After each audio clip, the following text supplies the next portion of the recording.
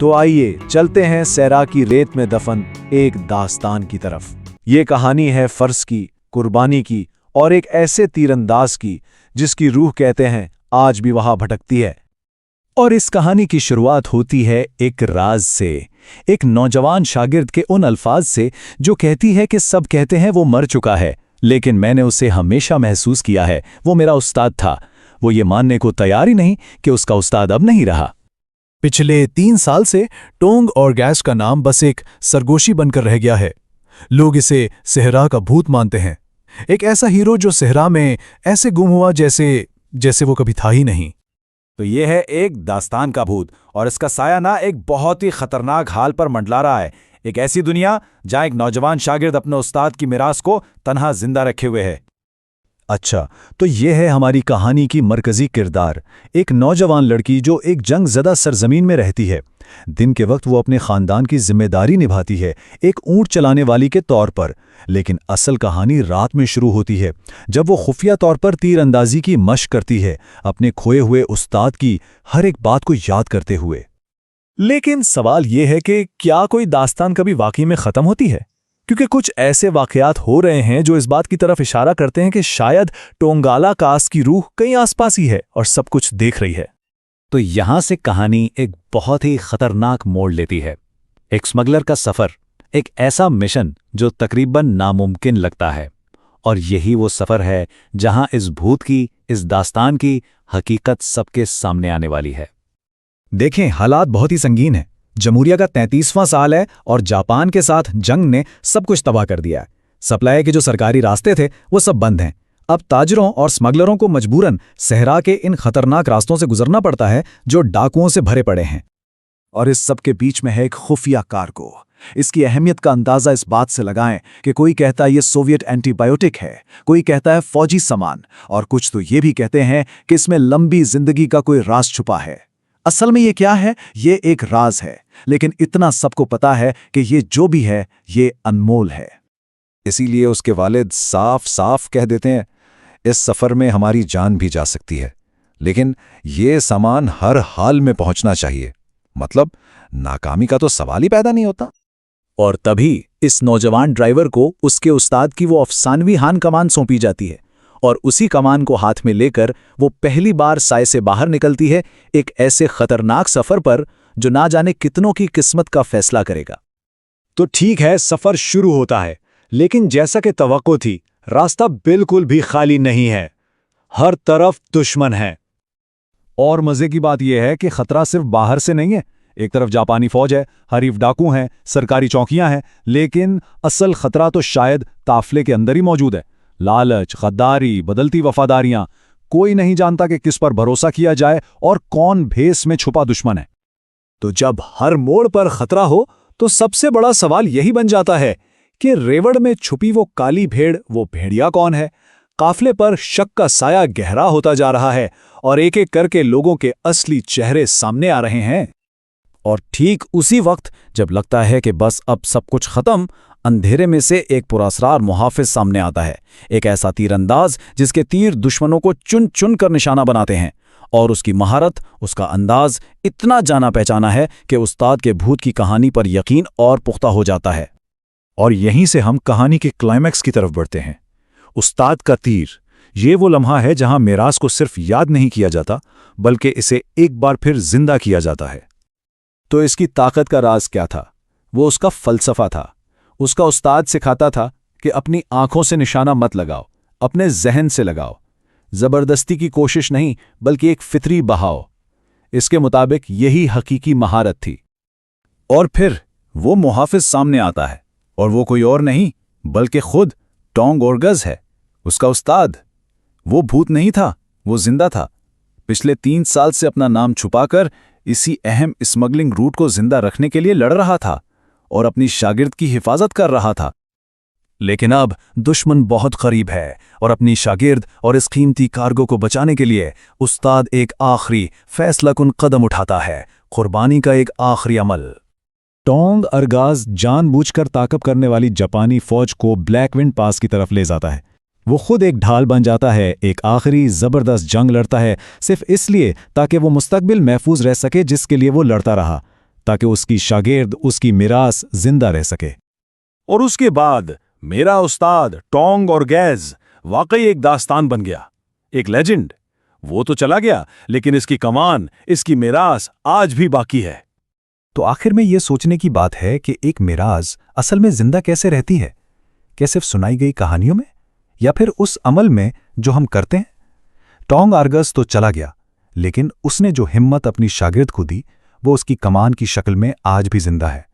उसका तीर आज भी सफर में है।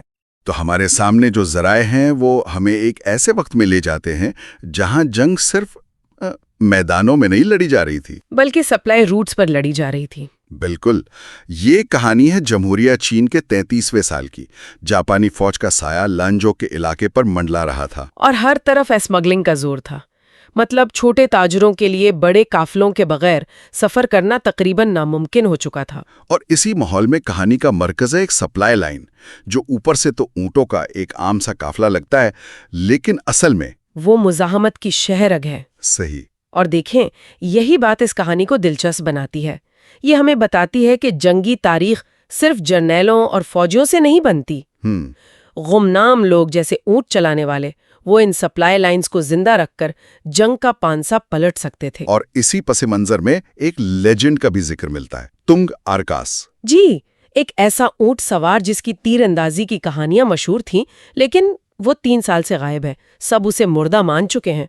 लेकिन ये कोई आम कारोबारी सफर तो नहीं हो सकता। बिल्कुल नहीं। जराए बताते हैं कि इस काफिले में एक ऐसा सामान है जो सोने से भी ज्यादा कीमती है। और वो सामान था सोवियत यूनियन में तैयार करदा एक मौजिज़ाती एंटीबायोटिक। एंटीबायोटिक इस दौर में? जी, हमें याद रखना होगा कि ये 1930 की दहाई का आखिर है। पेनिसिलिन जैसी दवाएं बिल्कुल नई और इनकलाबी थीं। यानी जिस फौज के पास ये होती, वो अपने जख्मी फौजियों को मौत के मुंह से निकाल सकती थी। जापानियों के खिलाफ एक कमजोर मुजाहमती तहरीक के लिए ये दवा सिर्फ तिब्बी इमदाद नहीं थी, ये एक पूरा फौजी ऑपरेशन था। और इसी की हिफाजत करते हुए मास्टर हवा नामी एक शख्स अपनी जान भी दे चुका था। बिल्कुल, जिससे इसकी अहमियत और खतरा दोनों वाज़ह हो जाते हैं। तो जिंग हुआ एक नौजवान लड़की ये जिम्मेदारी उठाने का फैसला करती है। ये उस दौर के लिहाज से एक बहुत बड़ा कदम था। बहुत बड़ा कदम। उसे न सिर्फ डाकुओं और जापानी फौज का सामना करना था, बल्कि शायद सबसे बड़ी जंग उसे अपने घर में लड़नी थी। आप इसके वालिद की बात कर रही हैं, मास्टर ही की? जी, ज़राए में उनका एक जुमला है जो बहुत कुछ कह जाता है, काश तुम बेटा होती। बज़ाहिर ये सिर्फ एक बाप की फिक्र लगती है, लेकिन उसके पीछे एक गहरी समाजी हकीकत भी है। ये सिर्फ एक बाप की फिक्र नहीं, ये उस पूरे मुआशरे का नोहा है। उस दौर में औरत को तहफ़्फ़ुज़ की मोहताज एक शय समझा जाता था, लीडर नहीं। सही। तो जिंग हुआ सिर्फ जापानी फौज से नहीं लड़ रही, वो अपने मुआशरे की तवक्कुआत और तास्सुबात से भी लड़ रही थी। यानी इसका असल चैलेंज ये साबित करना है कि क़यादत का ताल्लुक जिन्स से नहीं, हिम्मत से होता है। बिल्कुल। लेकिन आखिरकार इसके वालिद अपनी बेटी की जिद और अज़्म के आगे झुक जाते हैं। और फिर वो लम्हा आता है जिसे ज़राए विरसे की मुंतकिली कहते हैं, जब वो उसे तुंगार्डानस की मशहूर हान कमान सौंपते हैं। जी, ये सिर्फ एक हथियार देना नहीं था, ये एतमाद की मुंतकिली थी। वो उसे बताते हैं कि तुंगार्गान्स की मौत की खबर के बाद उन्होंने ये कमान बड़ी मुश्किल से वापस हासिल की थी। और जब वो कहते हैं कि इस कमान की रूह अभी जिंदा है, तो वो दरअसल ये कह रहे हैं कि तुंग और गांस की मीरास जिंदा है और अब वो तुम्हारे हाथों में है। तो ये कमान जिंगहुआ के लिए सिर्फ दिफा का जरिया नहीं, बल्कि उसके उस्ताद की मौजूदगी का एहसास और एक बहुत बड़ी जिम्मेदारी की अलामत बन जाती है। तो वालिद की रजामंदी और उस्ताद की कमान के साथ जिंगहुआ का काफिला रवाना हो जाता है। लेकिन क्या सफर शुरू से ही पुरअमन था? नहीं, खतरा आने में बिल्कुल देर नहीं लगी। काफिले पर हमला होता है और यहीं पर कहानी में पहला बड़ा मोड़ आता है। एक पुरअसरार शख्स। जी, एक पुरअसरार शख्स नमूदार होता है जो गैर मामूली तीरंदाजी से इनकी जान बचाता है। लेकिन दिलचस्प बात उसका रवैया है, वो अपनी शनाख्त बताने से इनकार कर देता है और कहता है, मैं एक ऊंट वाला हूँ। काफिले का उसूल है सिर्फ सामान पहुंचाओ, सवाल मत करो। ये एक जुमला ही इस रास्ते के सारे गैर तहरीरी कवानीन बता देता है। بالکل، یعنی یہاں ہر کوئی اپنی بقا کی جنگ لڑ رہا ہے اور کسی پر بھروسہ کرنا آسان نہیں۔ لیکن اس شخص کی تیر اندازی کی مہارت، اس کے بارے میں ذرائع کچھ خاص بتاتے ہیں؟ جی ہاں، اور یہیں سے کہانی میں سسپینس بننا شروع ہوتا ہے۔ اس کی تیر اندازی کا انداز ہو بہو تونگ اور گاز جیسا ہے۔ اچھا، قافلے کے پرانے لوگ یہ بھانپ جاتے ہیں۔ ایک شخص اس سے کہتا بھی ہے، تم بالکل اس کی طرح تیر چلاتے ہو۔ جس پر وہ ایک بڑا معنی خیز جواب دیتا ہے۔ جی، وہ کہتا ہے، تمہارا مطلب ہے میں اپنے استاد کی طرح تیر چلاتا ہوں؟ یہ جواب تو سوال کو ختم نہیں کرتا بلکہ اسے مزید گہرا کر دیتا ہے۔ بالکل، یہ اس امکان کو جنم دیتا ہے کہ تونگ اور گاز کی روح واقعی واپس آ گئی ہے۔ یہ شاید وہ کبھی گیا ہی نہیں تھا۔ اور اس پراسرار ماحول میں ایک اور کردار کا اضافہ ہوتا ہے، امورٹل وانگ۔ یہ کردار بہت دلچسپ ہے، بظاہر ایک قسمت بتانے والا، لیکن لڑائی میں ماہر۔ تو اس کا کیا مقصد ہے کہانی میں؟ امورٹل وانگ کہانی میں ایک طرح کا وائلڈ کارڈ ہے۔ وہ جنگ ہوا کو آنے والے خطرات سے آگاہ بھی کرتا ہے اور عملی طور پر اس کی مدد بھی کرتا ہے۔ یعنی وہ بھی اس مشن کا حصہ ہے؟ لگتا تو یہی ہے، لیکن اس کے اپنے مقاصد بھی پراسرار ہیں۔ اس کی موجودگی سے یہ تاثر پیدا ہوتا ہے کہ یہ مشن صرف جنگ ہوا کے خاندان کا نہیں، بلکہ اس سے کہیں زیادہ بڑا ہے۔ تو اب قافلے کے پاس ایک پراسرار مگر انتہائی ماہر محافظ ہے، لیکن کیا قافلے کے تمام لوگ اس کی موجودگی سے خوش ہیں؟ نہیں، اور یہیں سے اندرونی مسائل پیدا ہوتے ہیں۔ اچھا، دیکھیں، بیرونی خطرات سے زیادہ خطرناک اکثر اندرونی اختلافات ہوتے ہیں۔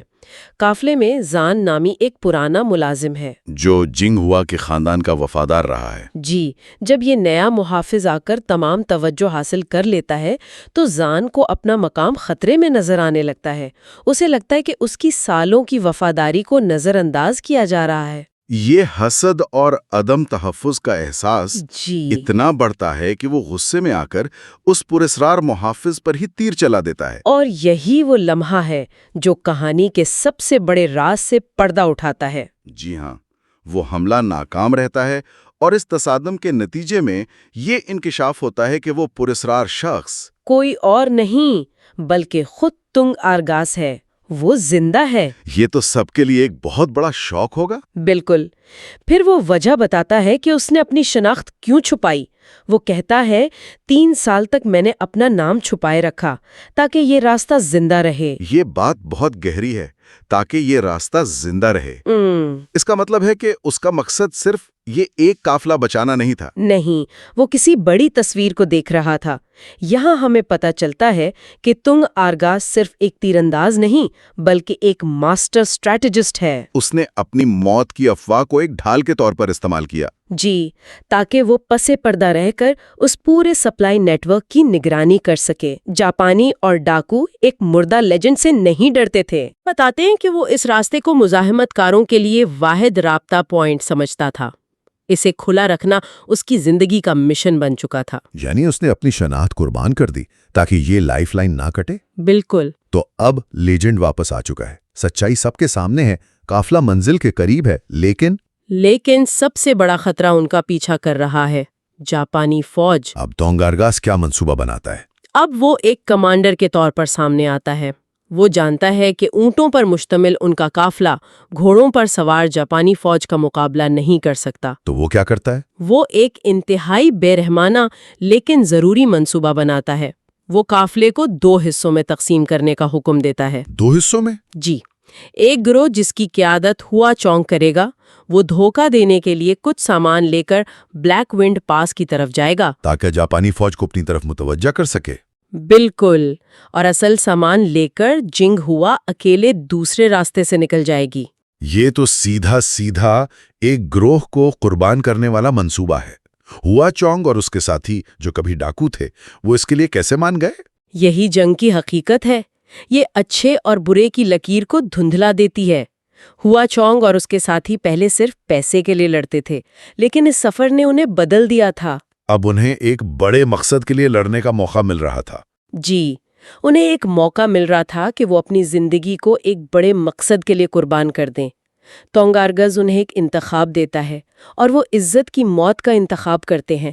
وہ جانتے ہیں کہ وہ واپس نہیں آئیں گے، لیکن ان کی قربانی اس اہم دوا کو بچا لے گی۔ یہ واقعی ایک تلخ لمحہ ہے، یعنی جن لوگوں کو ہم کہانی کے شروع میں لالچی ڈاکو سمجھ رہے تھے، آخر میں وہ ہیرو بن کر جان دے دیتے ہیں۔ یہی ان کرداروں کی گہرائی ہے۔ اس منصوبے پر عمل سے پہلے تونگ ارگاز اور جنگ ہوا کے درمیان ایک آخری مکالمہ ہوتا ہے۔ وہ اس کہانی کا سب سے اہم مکالمہ ہے۔ تونگ ارگاز، جو اب تک جنگ ہوا کو خاموشی سے پرکھ رہا تھا، اب باقاعدہ طور پر اسے اپنی شاگرد تسلیم کرتا ہے۔ وہ کہتا ہے، اب تم میری شاگرد ہو۔ اور یہ کہہ کر وہ اپنی ہان کمان جو جنگ ہوا کے والد نے اسے دی تھی، اب خود اپنے ہاتھوں سے اسے سونپتا ہے۔ یہ ایک طرح سے اس کی گریجویشن ہے۔ بالکل، وہ اسے نہ صرف اپنی مہارت بلکہ اپنی ذمہ داری اور اپنا ورثہ سونپ رہا ہے۔ اور وہ اس سے ایک وعدہ بھی کرتا ہے نا؟ جی، وہ وعدہ کرتا ہے کہ جنگ جیتنے کے بعد وہ لونگ شو واپس آئے گا اور اس کے دواخانے میں اس سے ملے گا۔ یہ وعدہ مستقبل کی امید کی علامت ہے۔ اور جنگہوا کو یہ ہمت دیتا ہے کہ وہ اکیلے اس سفر کو مکمل کرے۔ تو کہانی کا انجام پھر کیا ہوتا ہے؟ ہوا چونگ اور اس کے ساتھیوں کا کیا بنا؟ جیسا کہ توقع تھی، ہوا چونگ اور اس کے ساتھی بلیک ونڈ پاس سے کبھی واپس نہیں آتے۔ وہ مارے جاتے ہیں۔ جی، وہ جاپانی فوج سے بہادری سے لڑتے ہوئے مارے جاتے ہیں، لیکن اپنا مقصد پورا کر جاتے ہیں۔ وہ جنگ ہوا کے لیے وقت اور راستہ دونوں بنا دیتے ہیں۔ اور جنگ ہوا؟ جنگ ہوا اپنے استاد کی کمان اور اس کے ورثے کو سنبھالے اکیلے اپنی منزل کی طرف روانہ ہو جاتی ہے۔ اگر ہم اس پوری کہانی کو سمیٹیں تو یہ جنگ ہوا کہ ایک عام لڑکی سے ایک لیڈر بننے کا سفر ہے۔ بالکل، اس نے نہ صرف ایک انتہائی اہم سامان کو اس کی منزل تک پہنچایا، بلکہ اس سفر نے اسے اپنے استاد کی حقیقی جانشین بنا دیا۔ اس نے اپنے والد کے اس جملے "کاش تم بیٹا ہوتی" کو اپنی ہمت اور قابلیت سے ہمیشہ کے لیے بدل دیا۔ یہ ایک اہم نکتہ ہے، اور میں اس میں یہ اضافہ کروں گی کہ کہانی صرف جنس پر آ کر نہیں رکتی، یہ اس بات کی عکاسی کرتی ہے کہ لیجنڈز کیسے بنتے ہیں۔ کیسے بنتے ہیں؟ لیجنڈز صرف غیر معمولی مہارت سے نہیں بنتے، وہ بنتے ہیں قربانی سے، حکمت عملی سے، اور سب سے بڑھ کر ایک نسل سے دوسری نسل تک ذمہ داری کی منتقلی سے۔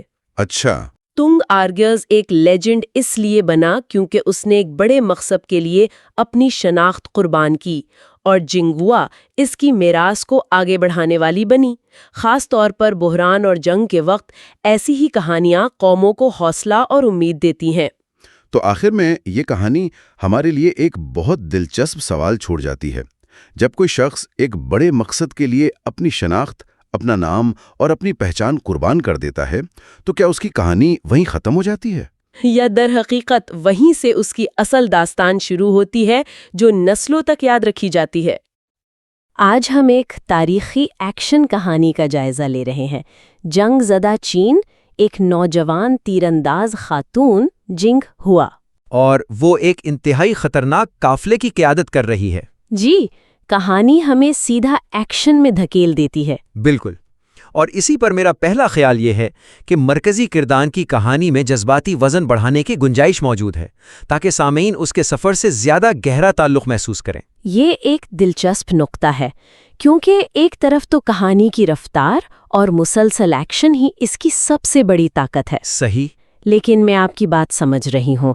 ہم جنگ ہوا کو لڑتے، منصوبہ بندی کرتے اور قافلے کو بچاتے ہوئے دیکھتے ہیں، لیکن ہم یہ نہیں جان پاتے کہ وہ اندر سے کیا محسوس کر رہی ہے۔ ہاں، وہ ایک شاندار جنگجو ہے، لیکن ایک انسان کے طور پر تھوڑی دور محسوس ہوتی ہے۔ بالکل، اس کا مقصد کارگو پہنچانا ہے، یہ تو واضح ہے، لیکن اس کی ذاتی وجہ کیا ہے؟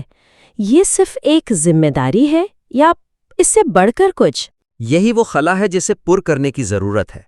کمزوری یہ ہے کہ اس کا کردار زیادہ تر حالات پر رد عمل ظاہر کرتا ہے۔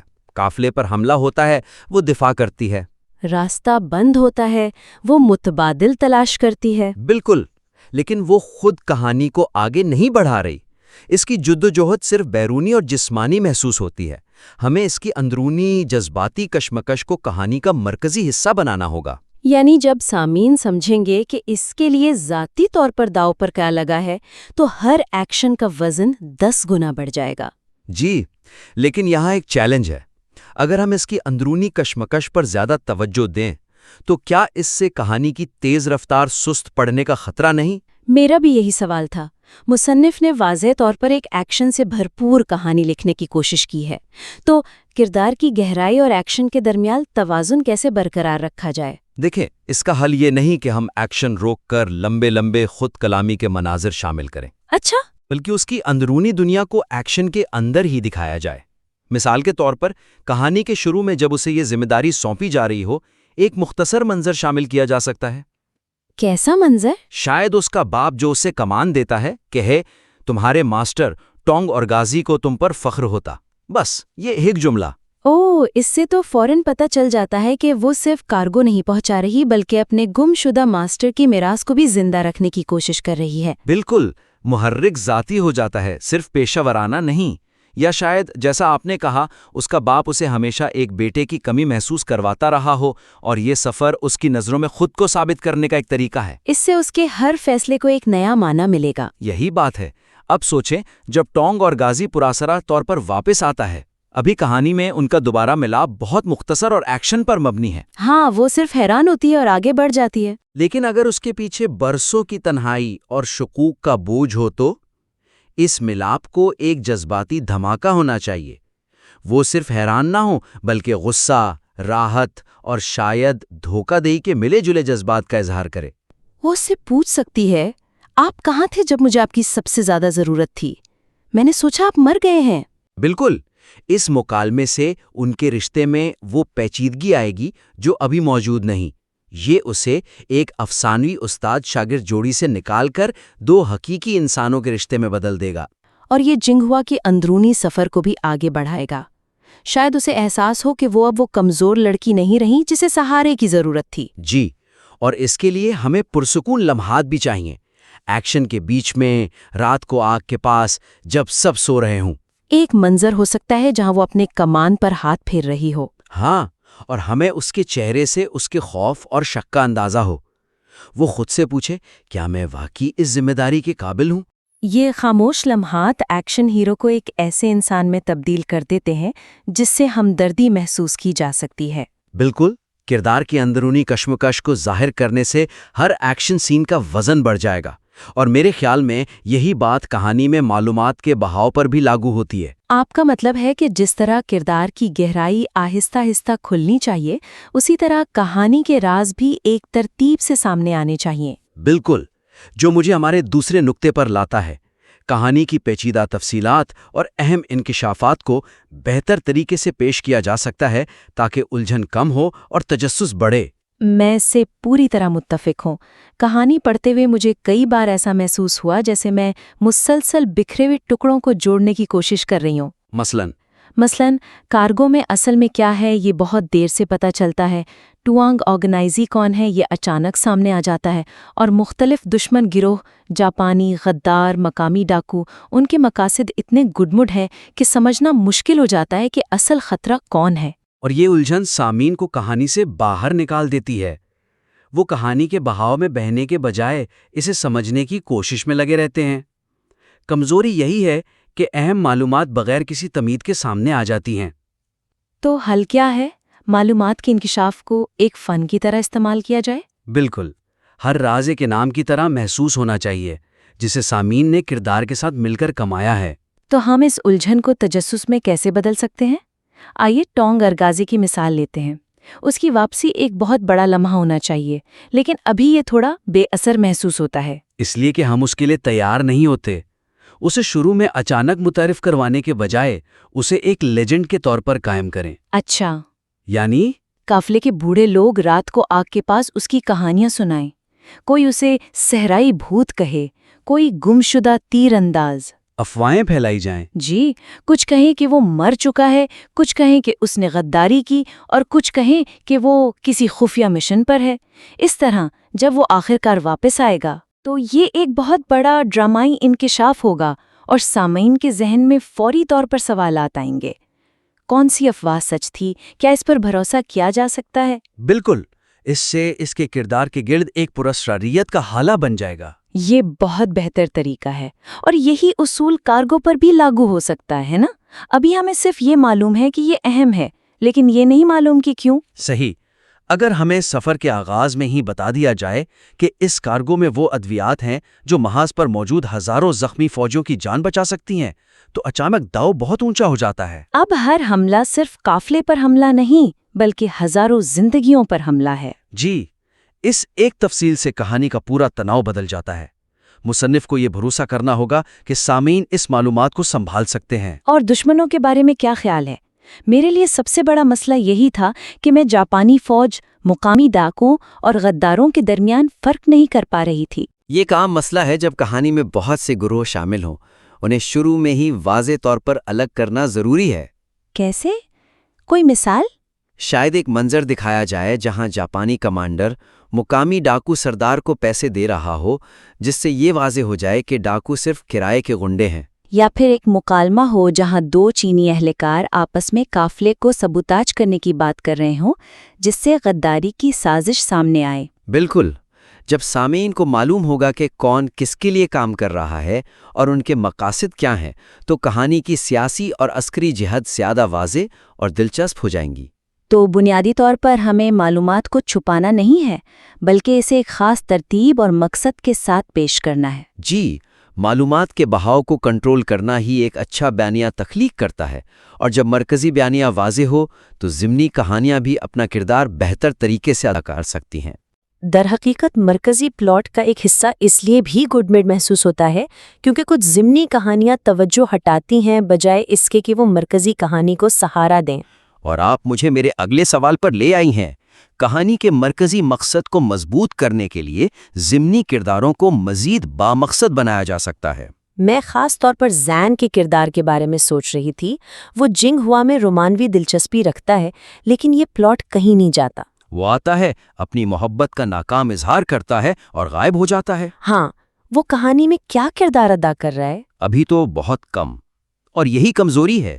کہانی میں کئی دلچسپ ضمنی کردار ہیں، زین، نجومی، امورٹل وانگ، ہی خاندان کی سیاست، لیکن وہ اکثر جزیروں کی طرح الگ تھلگ محسوس ہوتے ہیں۔ تو تجویز یہ ہے کہ ہر ضمنی کردار کے عمل کو براہ راست جنگ ہوا کی نشوونما یا مرکزی پلاٹ سے جوڑا جائے۔ بالکل، ان کا وجود صرف دنیا کو بھرا بھرا دکھانے کے لیے نہیں ہونا چاہیے۔ تو زین کے کردار کو کیسی بامقصد بنایا جا سکتا ہے؟ اسے صرف ایک ناکام عاشق کے طور پر پیش کرنے کے بجائے اسے جنگ ہوا کے لیے ایک نظریاتی چیلنج بنائیں۔ مطلب؟ وہ شاید حفاظت اور ایک سادہ پرسکون زندگی کی نمائندگی کرتا ہو۔ وہ جنگ ہوا کو اس خطرناک راستے کو چھوڑ کر اپنے ساتھ ایک محفوظ زندگی گزارنے کی پیشکش کر سکتا ہے۔ یہ ایک حقیقی کشمکش پیدا کرے گا۔ اب جنگ ہوا کو صرف بیرونی دشمنوں سے نہیں بلکہ اپنے اندر کی ایک خواہش، عام زندگی کی خواہش سے بھی لڑنا ہوگا۔ جی، اس کا کردار جنگ ہوا کے اندرونی تضاد کی عکاسی کر سکتا ہے، فرض کی پکار بمقابلہ ذاتی خوشی کی خواہش۔ یہ تو بہت گہرا ہو جائے گا۔ اس کا انکار صرف ایک رومانوی رد نہیں ہوگا بلکہ اپنے مقصد کے لیے ایک شعوری قربانی کا انتخاب ہوگا۔ یہ اس کے کردار کو بہت مضبوط بنائے گا۔ بالکل۔ اور پراسرار نجومی امورٹل مائنڈ کا کیا؟ وہ بھی اچانک نمودار ہوتا ہے اور غائب ہو جاتا ہے۔ اس کے کردار میں بہت صلاحیت ہے۔ اسے صرف ایک پراسرار پیشن گوئیاں کرنے والے کے بجائے ٹونگ اور غازی کا پرانا ساتھی یا دوست دکھایا جا سکتا ہے۔ اچھا، تو شاید ٹونگ اور غازی نے ہی اسے جنگ ہوا پر نظر رکھنے کے لیے بھیجا ہو سکتا ہے وہ خفیہ طور پر اس کی حفاظت کر رہا ہو، اشارے دے رہا ہو اور ساتھ ہی اس کی آزمائش بھی کر رہا ہو کہ کیا وہ واقعی اس ذمہ داری کے قابل ہے یا نہیں۔ اس طرح اس کی ہر پراسرار حرکت کا ایک واضح مقصد ہوگا جو براہ راست مرکزی کہانی سے جڑا ہوگا۔ یہ بہت دلچسپ ہے۔ جی، اور آخر میں ہے خاندان کی اندرونی سیاست؟ ہاں، وہ سب سے زیادہ الگ تھلگ محسوس ہوتی ہے۔ ابھی ایک خاندانی جھگڑے کی طرح لگتی ہے، لیکن اسے آسانی سے مرکزی پلاٹ سے جوڑا جا سکتا ہے۔ اس اندرونی لڑائی کو جاپانیوں کی ایک بڑی سازش کا حصہ دکھائیں۔ یعنی شاید جاپانی خاندان کے کسی لالچی فرد کو استعمال کر رہے ہوں تاکہ وہ قافلے کی معلومات انہیں دے۔ بالکل، اس سے یہ ظاہر ہوگا کہ خطرہ صرف باہر سے نہیں بلکہ قافلے کے اندر سے بھی ہے، جو بے یقینی اور شک کو بہت زیادہ بڑھا دے گا۔ اور شاید قافلے پر ایک حملہ اس لیے کامیاب ہوتا ہے کیونکہ ہے خاندان کے غدار نے اندر سے دروازہ کھول دیا تھا۔ جی، اب یہ صرف ایک ضمنی کہانی نہیں بلکہ مرکزی پلاٹ کا ایک اہم موڑ بن جائے گا۔ تو خلاصہ یہ ہے کہ کوئی بھی کردار یا کہانی کا دھاگا ایسا نہیں ہونا چاہیے جسے ہٹانے سے مرکزی کہانی پر کوئی فرق نہ پڑے۔ ہر چیز کو ایک دوسرے سے جڑا ہونا چاہیے۔ بالکل، ایک مضبوط کہانی ایک مشین کی طرح ہوتی ہے جہاں ہر پرزے کا ایک کام ہوتا ہے۔ جب تمام پرزے مل کر کام کرتے ہیں تو کہانی چلتی ہے۔ ٹھیک ہے، تو آج کی گفتگو کا خلاصہ کرتے ہیں۔ ہم نے 3 اہم شعبوں کی نشاندہی کی ہے جہاں یہ شاندار کہانی مزید بہتر ہو سکتی ہے۔ پہلا اور سب سے اہم، مرکزی کردار کو جذباتی گہرائی دینا، اس کے ذاتی محرکات، خوف اور امیدوں کو سامنے لا کر ہم اسے ایک ایکشن ہیرو سے ایک ایسے پیچیدہ انسان میں تبدیل کر سکتے ہیں جس کے سفر سے سامعین گہرا تعلق محسوس کریں۔ باتی بنانا اور اسے خود شناسی کے خاموش لمحات دینا کلیدی حیثیت رکھتا ہے۔ دوسرا، کہانی کے بہاؤ اور معلومات کی ترتیب کو بہتر بنانا۔ جی، اہم انکشافات کو اچانک پیش کرنے کے بجائے اشاروں، افواہوں اور تجسس کے ذریعے تناؤ پیدا کیا جائے تاکہ جب سچائی سامنے آئے تو اس کا اثر زیادہ ہو۔ اور تیسرا، ضمنی کہانیوں اور کرداروں کو مرکزی پلاٹ کے ساتھ مضبوطی سے جوڑنا۔ ہر کردار، چاہے وہ زان ہو، امورٹل وانگ ہو یا ہی خاندان کا کوئی فرد، اس کا عمل جنگ ہوا کی نشو نما یا کہانی کی پیش رفت میں براہ راست حصہ ڈالنا چاہیے۔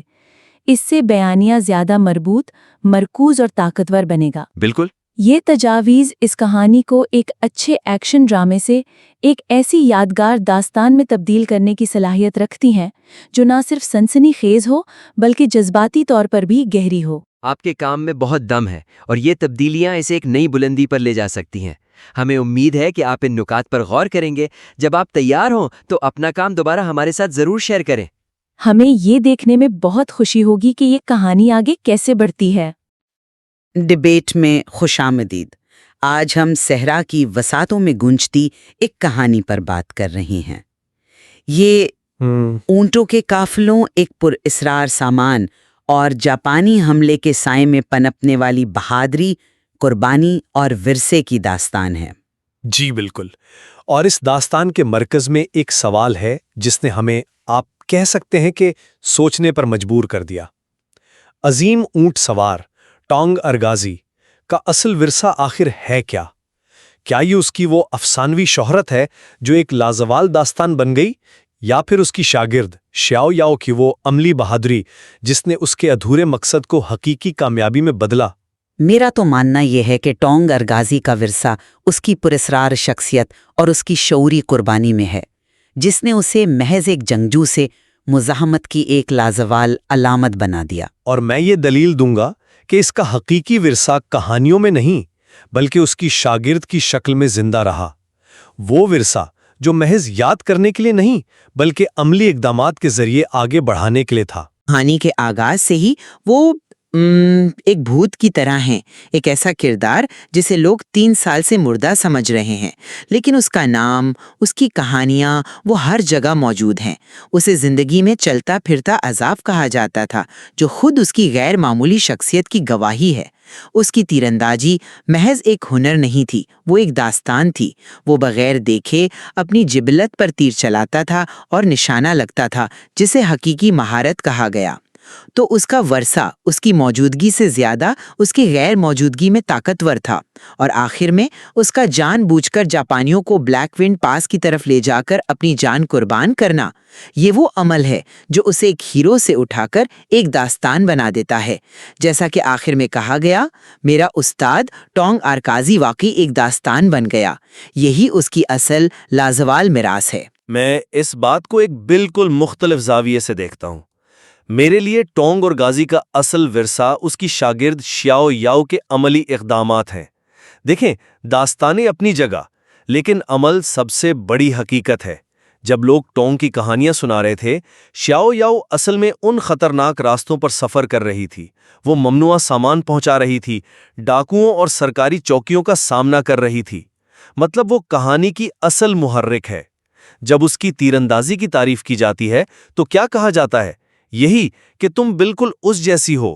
یہ اس بات کا ثبوت ہے کہ اس کا ہنر محض ایک کہانی نہیں بلکہ ایک زندہ حقیقت ہے۔ اور جب ٹونگ اسے اپنی مشہور ہان کمان دیتا ہے تو یہ صرف ایک تحفہ نہیں ہے، یہ ذمہ داری کی ایک واضح منتقلی ہے۔ کمان کی روح کا زندہ رہنا اس بات کی علامت ہے کہ ورثہ یادوں میں نہیں بلکہ جد و جہد میں زندہ رہتا ہے، اور اس جد و جہد کا چہرہ شیاؤ یاؤ تھی۔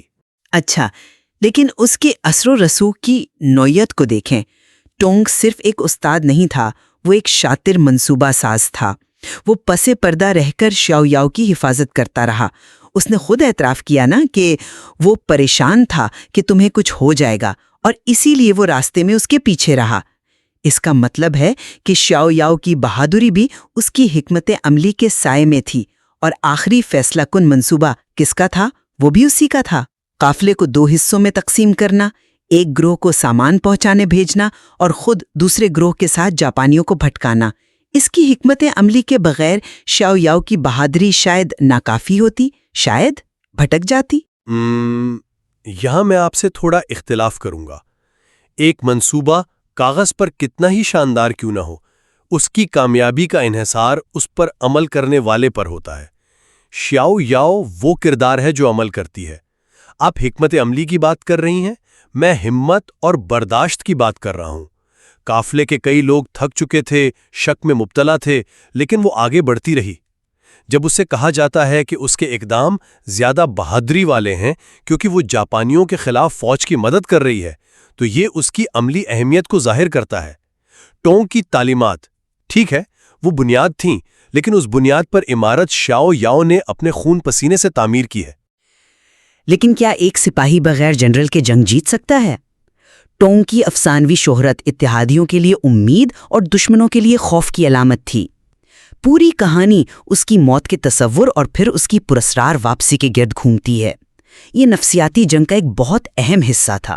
مگر اس جنرل کو جنگ جیتنے کے لیے خود کو شطرنج کی بساط سے ہٹانا پڑا۔ کیا یہ اس بات کا ثبوت نہیں کہ میدان میں موجود سپاہی یعنی شیاؤ یاؤ اس چال کے لیے زیادہ اہم تھی؟ ٹونگ کا منصوبہ صرف اس لیے کامیاب ہوا کیونکہ شیاؤ یاؤ اس قابل تھی کہ وہ سامان کو منزل تک پہنچا سکے۔ اس کی قابلیت اور عزم کے بغیر ٹونگ کی قربانی رائیگاں جاتی۔ چلیں ہان کمان کی بات کرتے ہیں۔ اسے محض ایک اوزار سمجھنا میرے خیال میں اس کی علامتی حیثیت کو کم کرنا ہے۔ وہ کمان ٹونگ کی روح، اس کی مہارت، اس کے پورے وجود کی علامت ہے۔ جب وہ یہ کمان شیاؤ یاؤ کو دیتا ہے تو وہ اسے صرف ایک ہتھیار نہیں بلکہ اپنی داستان کا وارث بنا رہا ہوتا ہے۔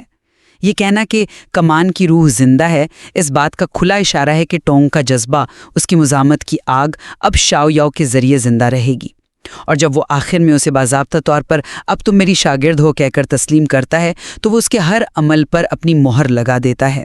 اب شیاؤ یاؤ جو بھی کرے گی وہ ٹونگ کی میراث کا حصہ بن جائے گی۔ بالکل، وہ کمان اس کی روح کی علامت ہے، لیکن ایک روح بغیر جسم کے کیا کر سکتی ہے؟ شیاؤ یاؤ وہ جسم بنی جس نے اس روح کو مقصد دیا۔ کیا ایک اوزار کی اصل قیمت اس کی کہانی میں ہوتی ہے یا اس کے استعمال میں؟ اسے کمان دینا اس بات کا اعتراف تھا کہ اب اسے استعمال کرنے والی اور ذمہ داری اٹھانے والی وہی ہے۔ یہ ماضی کی داستان سے حال کے عمل کی طرف ایک واضح منتقلی ہے۔ داستان جامد ہوتی ہے جبکہ کمان کا استعمال متحرک۔ شیاؤ یاؤ نے اس اوزار کو استعمال کر کے نتائج دیے، جبکہ ٹونگ کی داستان صرف ایک کہانی بن کر رہ گئی۔ اور یاد کریں، ٹونگ خود کہتا ہے میں نے تمہیں بہت کم سکھایا ہے۔ یہ اس کی عاجزی نہیں بلکہ شاید اس حقیقت کا اعتراف ہے کہ شیاؤ یاؤ کی اصل تربیت میدان عمل میں ہوئی ہے، اس کے اسباق سے نہیں۔ میں آپ کی بات سمجھتی ہوں، لیکن اس کے آخری اقدام کو کیسے نظر انداز کر سکتے ہیں؟ بلیک ونڈ پاس میں اس کی قربانی اس کی کہانی کا عروج ہے۔ وہ جان بوجھ کر شہادت کا انتخاب کرتا ہے، یہ کوئی حادثہ نہیں تھا۔ وہ شیاؤ یاؤ کو کہتا ہے تم سامان لے کر اکیلی جاؤ۔ یہ اس کی بے غرضی اور دور اندیشی کی انتہا ہے۔ یہی قربانی اسے ایک عام ماہر سے مزاحمت کے عظیم ہیرو میں بدل دیتی ہے۔ بعض اوقات ایک لیجنڈ بننے کے لیے ایک شاندار اختتام ضروری ہوتا ہے۔ اس کا غائب ہو جانا اس کی موجودگی سے زیادہ طاقتور ثابت ہوا۔ ایک مشن تو مکمل ہو گیا، لیکن ایک داستان صدیوں تک زندہ رہتی ہے نا؟ اس کا ورثہ اس سامان میں نہیں بلکہ اس ہمت میں ہے جو اس کی کہانی سن کر دوسروں کو ملے گی۔ یہ ایک پرکشش دلیل ہے، مگر کیا ہم اس قربانی کو ایک طرح کی ناکامی کے طور پر بھی نہیں دیکھ سکتے؟ ناکامی؟ نہیں، میں اسے ناکامی نہیں بلکہ ایک ضروری انتخاب کہوں گی۔ اس نے پہچانا کہ وہ ایک ہی وقت میں علامت اور سپاہی دونوں نہیں ہو سکتا۔ اس نے بڑا مقصد حاصل کرنے کے لیے چھوٹا کردار قربان کر دیا۔ یہ حکمت ہے، ناکامی نہیں۔ میں اسے اس طرح دیکھتا ہوں کہ وہ راستے اور اپنی شاگرد کو ایک ساتھ محفوظ نہیں رکھ سکا۔ اسے خود کو اس منظر سے ہٹانا پڑا تاکہ مشن کامیاب ہو سکے۔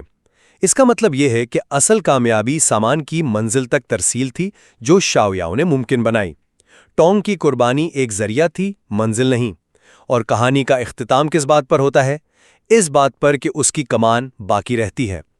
ونگ دی ایمورٹل کا یہ کہنا کہ کمان باقی ہے اس بات پر زور دیتا ہے کہ ورثہ جاری عمل میں ہے، ماضی کی یاد میں نہیں۔ اصل وراثت وہ ٹھوس چیز ہے جو پیچھے رہ جاتی ہے، مطلب اوزار اور اسے استعمال کرنے والا، نہ کہ صرف ایک کہانی۔ لیکن ایک کہانی ہی تو ہے جو نسلوں کو متاثر کرتی ہے۔ ایک قافلے کی ترسیل ایک وقتی کامیابی ہے۔ ٹونگ آرگازی کا ایک داستان بن جانا ایک ایسی دیرپا میراث ہے جو مستقبل کی مزاحمت کو ہوا دے گی۔ اس کا اثر اس ایک مشن سے کہیں زیادہ وسیع اور گہرا ہے۔ اس کی قربانی نے اس بات کو یقینی بنایا کہ راستہ کھلا رہے اور مزاحمت کی روح زندہ رہے۔ شاؤ یاؤ نے ایک جنگ جیتی، ٹونگ آرگازی نے آنے والی کئی جنگوں کے لیے راہ ہموار کی۔ اور میں کہوں گا کہ ایک داستان غیر فعال ہوتی ہے جبکہ عمل ہی اصل ورثہ ہے۔ ٹونگ آرگازی نے چنگاری فراہم کی، لیکن شاؤ یاؤ وہ آگ تھی جس نے اس کی تعلیمات کو جاپانیوں کے خلاف ایک ٹھوس فتح میں بدل دیا۔ وہ ایک زندہ سانس لیتا ہوا ورثہ ہے۔ اگر شاؤ یاؤ ناکام ہو جاتی تو ٹونگ کی قربانی کی کیا حیثیت رہ جاتی؟ کچھ بھی نہیں، محض ایک ناکام کوشش کی اداس کہانی۔ اس کی کامیابی نے ہی ٹونگ کی قربانی کو مانا دیے، اس لیے اصل معمار شاؤ یاؤ ہے۔ تو خلاصہ یہ کہ شاؤ یاؤ کی بہادری اور عملیت پسندی ناقابل تردید ہے، لیکن وہ اس بڑے ڈھانچے کے اندر کام کر رہی تھی جسے ٹونگ آرگازی نے بنایا تھا۔ اس کے فیصلے، اس کی تعلیمات اور سب سے بڑھ کر اس کی حتمی قربانی ہی پوری داستان کی تعریف کرتی ہیں۔ اس کا ایک داستان میں بدل جانا محض ایک کہانی کا خاتمہ نہیں بلکہ ایک ایسی میراث کا آغاز ہے جو وقت اور زمانے کی قید سے آزاد ہے اور آنے والی نسلوں کو متاثر کرتی رہے گی۔ اور میں اس بات پر قائم رہوں گا کہ ایک داستان تب تک کھوکھلی ہے جب تک اسے عمل میں نہ ڈھالا جائے۔ ٹونگ آرگازی نے راستہ دکھایا، لیکن شاؤ یاؤ اس راستے پر چلی اور منزل تک پہنچی۔ یہ کہانی صرف اس استاد کی نہیں جو غائب ہو گیا، بلکہ اس شاگرد کی ہے جس نے آگے بڑھ کر مشن مکمل کیا۔ یہ مواد ہمیں یہ سوچنے پر مجبور کرتا ہے کہ کیا ایک عظیم کہانی کسی عظیم عمل سے زیادہ طاقتور ہو سکتی ہے، یا کیا اصل ورثہ وہی ہے جو عملی طور پر حاصل کیا جائے اور آگے بڑھایا جائے؟